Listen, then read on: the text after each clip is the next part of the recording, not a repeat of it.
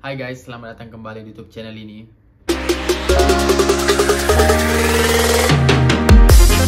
Banyak dari teman-teman yang nge-DM saya di Instagram bahwa apakah bekerja ke luar negeri itu membutuhkan bahasa Inggris, apakah harus membutuhkan pengalaman, dan masih banyak pertanyaan-pertanyaan dari teman-teman.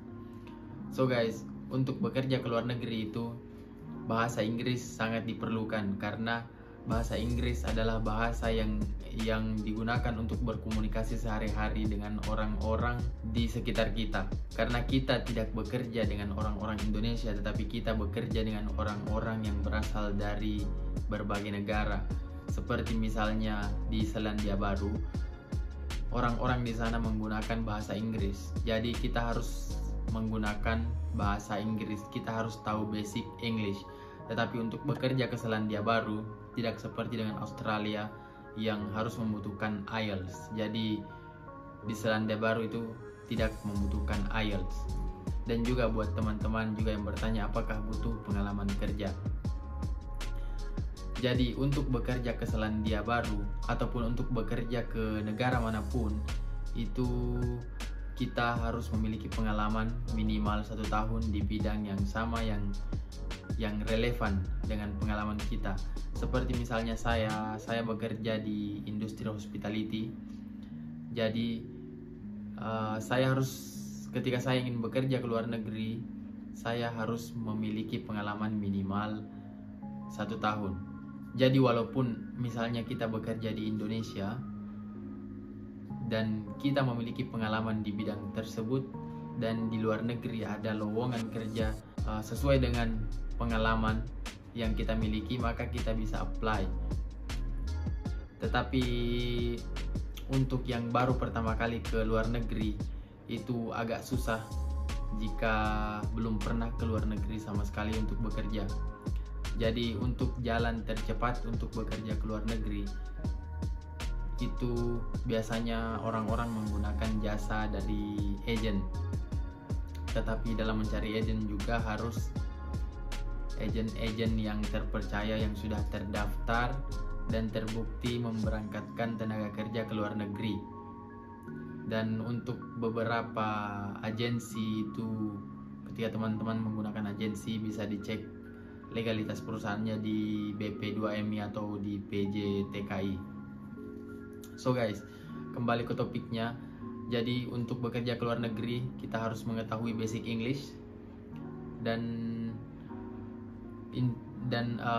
pekerjaan yang paling banyak dibutuhkan di luar negeri, yang paling banyak lowongan kerjanya itu adalah di industri perhotelan. Jadi bekerja di industri perhotelan itu memiliki banyak peluang untuk bisa bekerja ke negara manapun di seluruh dunia, entah itu di New Zealand, entah itu di Australia, di Eropa, di Amerika, di Afrika, dimanapun itu. Jadi jika teman-teman memiliki pengalaman di industri perhotelan seperti waiter, koki, tukang masak, ataupun bartender, atau IT, purchasing, finance, front office, itu banyak sekali peluang kerja di luar negeri di industri perhotelan, dan ada banyak perusahaan internasional yang bisa kita tempati untuk bekerja di luar negeri. Dan untuk yang bertanya apakah ada negara yang menerima pekerja yang tidak memiliki skill, untuk yang non skill kebanyakan itu di bagian perkebunan, seperti contohnya di New Zealand. Di sana adalah negara yang memiliki banyak buah, dan orang-orang New Zealand itu tidak suka untuk bekerja di kebun dan memetik buah. Jadi perusahaan-perusahaan lokal New Zealand itu merekrut pekerja dari luar New Zealand. Dan semisal teman-teman sedang berada di New Zealand dan sedang menggunakan visa turis, dan ingin mendapatkan cuan, teman-teman bisa mendaftar untuk mendapatkan Supplementary Seasonal Employer Visa. Jadi visa ini merupakan visa tambahan yang bisa teman-teman gunakan untuk bekerja di industri perkebunan seperti di horticulture maupun viticulture, untuk memetik buah, mengelola maupun menanam. Dan di video sebelumnya itu saya pernah jelaskan tentang SSC visa ini, dan SSC visa ini hanya bisa di-apply untuk 1 kali dan tidak bisa lagi digunakan berikutnya. Jadi hanya 1 kali dan hanya dikhususkan untuk orang-orang yang sedang memegang visa turis maupun visa pelajar. Jadi untuk pekerjaan ini itu tidak membutuhkan banyak pengalaman, ataupun yang non skill, non pengalaman juga bisa apply, tetapi harus berada di New Zealand.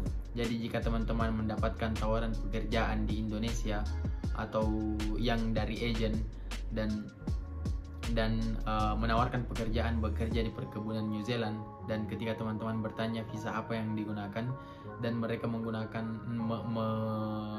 visa SSC ataupun RSE, maka itu sudah pasti penipuan, karena SSC visa, Supplementary Seasonal Employer Work Visa, ini hanya bisa di-apply ketika kita sudah berada di New Zealand. Jadi jika mendapatkan penawaran kerja dengan SSC visa di Indonesia, maka itu sudah pasti penipuan atau scam. So buat teman-teman yang memiliki pengalaman, skill di industri perhotelan, kalian bisa bekerja di negara manapun dengan pengalaman dan skill yang kalian miliki di industri perhotelan. So guys, semoga video ini bisa bermanfaat buat teman-teman yang sedang mencari pekerjaan di luar negeri. So buat teman-teman yang masih belum memiliki pengalaman dan ingin bekerja ke luar negeri, coba dulu untuk bekerja di Indonesia. Entah itu jika teman-teman berminat di industri hospitality, kalian bisa bekerja di industri, di hotel-hotel atau di bar atau di coffee shop. Setidaknya kalian bisa memiliki pengalaman minimal 6 bulan atau sampai 1 tahun. Dan jika ingin bekerja ke luar negeri, untuk pertama kalinya kalian bisa mencari agen-agen yang terpercaya, atau jika teman-teman memiliki relasi di luar negeri, kalian bisa menghubungi relasi kalian yang berada di luar negeri dan bisa membantu teman-teman bekerja di perusahaan-perusahaan tempat mereka bekerja. Tetapi harus diingat, untuk di industri hospitality harus memiliki pengalaman minimal 1 tahun.